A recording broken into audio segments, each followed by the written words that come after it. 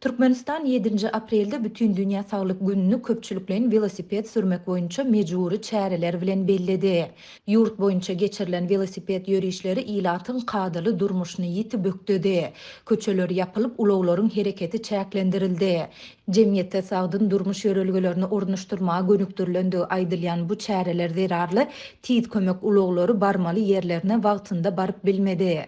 Bu ýagdaýlar barada Azatlyk radiosynyň habarçylary Aşgabatdan we Liwapdan maglumat berdiler. Şu gün irden Türkmenabat şäherine durmuş durdy. Her edaradan 2 adam velosiped ýürüýüşine gatnaşdyryldy. Haýsy edarada velosiped bolmasa, şol edara velosiped we kaska satyldy. Velosipediň her biri 3000 we kaskanyň her biri 900 manada düşdi. Ýürüýüşe gatnaşmaly edilen adamlaryň ährisi daňdan sagat 5-de Amderiýa köprüsiniň ýanyna üýşdi. Dip Liwapda habarçymyz 7 aprelde aýtdy. Türkmenabatda howanyň aşa tozanly bolmagy hem häkimetleri bu mejburi çäreden el çekmäge getirmedi. Ýöne irden sagat 7-de başlamaly ýürüýüşe 9-da badalga berildi. Howanyň yaramazlygy aşa tozanlydygy sebäpli köp adam maska dakyndy. Bu howada velosiped sürmek beýlede dursun, dem almak hem kyn boldy diýip habarçy belledi.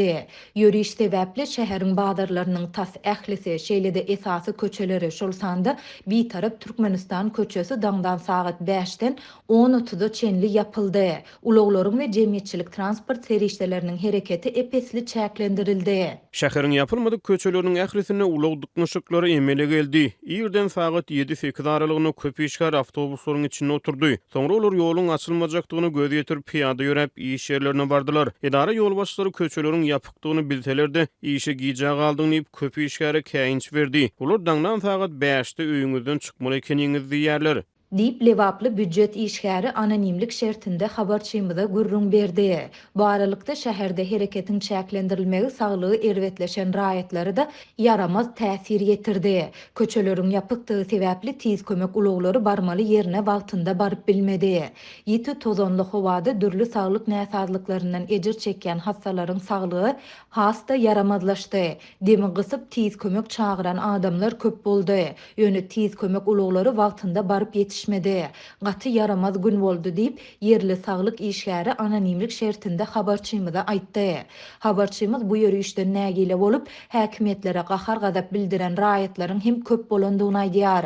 Bu saglyk güni ýöne häkimetler bu günde adamlaryň saglygyna ziýan ýetirýär. Adamlar wagtynda saglyk kömegini alyp bilmeýär diýip habarçy Türkmenabatly bir ýaşaýjynyň aýdan sözlerini titirledi. Bu aralykda Aşgabatda habarçymyz hem velosiped ýürüýüşi zerarly ýollaryň ýapylyp ulow hereketiniň çäklendirilendигini we munyň adamlaryň durmuşyna yaramaz täsir edendigini habar berdi. Adamlar iş yerlerine piýada gitmäge tinançdylar. Bu ýagdaý näsaglara hasta yaramaz täsir ýetirdi. Aşgabatyň hastahanalaryna gelýän hastalar barmaly ýerine wagtynda baryp bilmediler.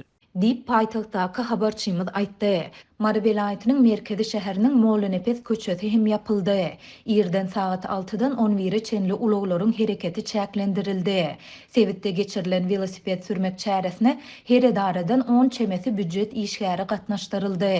Etraplardan gelen büdjet işgärleri ýürüýte ulow tutup velosipedlerini ulowa ýükläp öz ýaşaýan sewitlerine dolanmaly boldular.